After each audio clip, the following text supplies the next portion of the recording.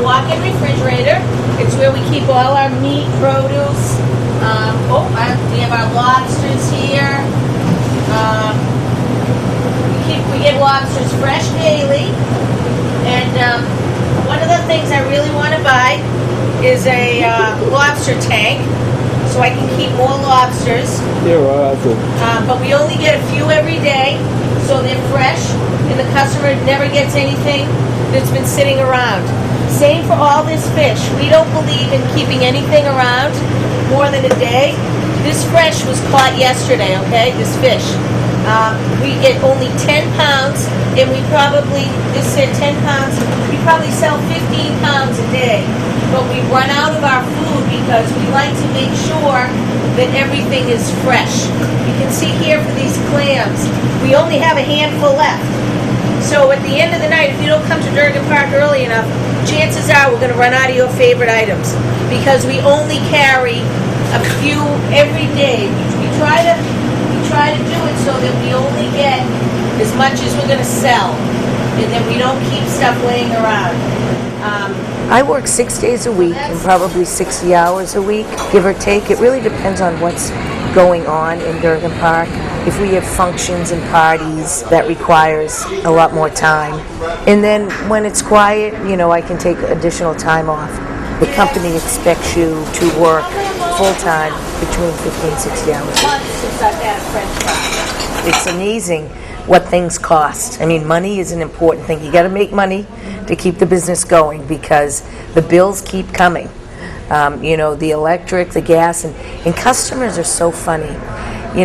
I can remember when, prime rib was 99 cents. I'm like, but that was 35 years ago. Times have changed. So you got to be able to sustain what you spend and still make money. So your pricing and your costs have to be kept in line. Your overhead costs, your labor costs, your food costs, your liquor costs. So you always have to really evaluate what things are costing you, what you're selling them for, what the market will bear. Also, you have to have the people coming in the door. To do that, you have to make sure you maintain your reputation and you give the customers what they're looking for and you make sure they're happy. And in that note, making sure your staff is happy, making sure they're happy, and how they're happy is that they're making money. So that comes from the customers. So the bottom line is you have to have the customers. And then, you have to keep your eyes open and just be looking around and paying attention and watching what goes on around you.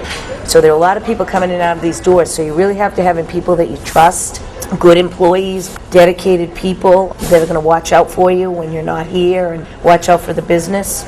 I'm just observing the customers coming in the door, and I have a host who's out there, and I'm just watching him.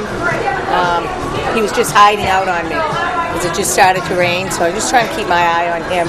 And just watching people coming in, I'm just kind of checking on what kind of business is happening right now. It's raining, so I'm just trying to see how many people are outside and just looking around, trying to keep my eyes open. We have taken a hit. We are down compared to last year. We're not as down as many other businesses are because for a lot of reasons, we kind of appeal to a value-orientated crowd. Like our menu isn't high-end. We are in a tourist destination, so while they say people are traveling more by car and are staying local, we benefit from that. But, I talk to people every day and customers who say, I used to come here 3 times a month, but really I've cut back. And people who've lost their jobs, they don't eat out as much. I've been talking to my chef, and you really have to make sure that you have some good value items for people. I feel like, we keep our costs in line and try to keep them with what we feel is reasonable. Oh, sorry, Shauna. Christine's Montreal's downstairs, and she wanted to say hi. All right, great, thank you. How have you been? Thanks, Nate. Good, very good. Better I know a lot of people, just from them coming in here every day. I've met so many people, regulars, friends, I do know a lot of the people, they come back year after year.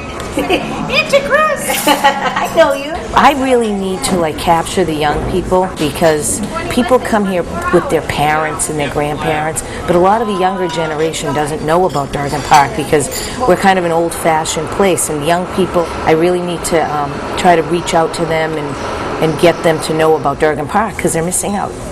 I just think it's a very unique restaurant.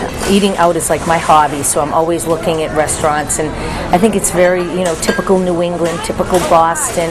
I think it's very unique in the way we do things. I love the fact that it's not trendy, but this place, it's very down to earth, and it's just a fun environment. I could keep this up for a long time. I mean, I really like the people I work with. I have a fun job. I love the customers. I work for a company that's a great group of guys. Everybody always says to me, why don't you go into your own business and run your own restaurant? Well, I don't know, maybe someday, but I have 2 daughters in college, and this is a very steady paycheck right now. So, and I love this place. I mean, I can't see myself leaving it unless I want to travel to some exotic location. I like what they do here. I try to maintain the traditions, and I'm pretty happy.